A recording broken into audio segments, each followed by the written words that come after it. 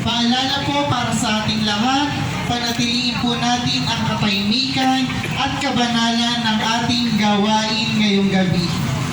Pakinggan po natin ang mga pagbasa, pagninilay at mga panalangin.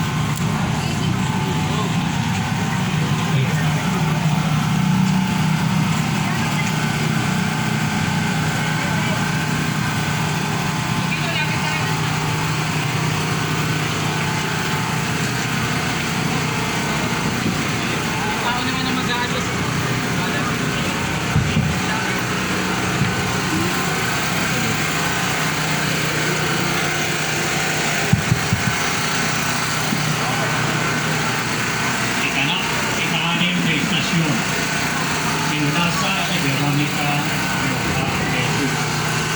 Tumasa po kami namin at pinupuri ang Panginoong Jesucristo Sapagkat sa pamamagitan ng iyong banal na krus ay tinubos mo ang sanlibutan. Ebanghelyo. Ibinigay ko ang aking likod sa mga humahampa sa akin.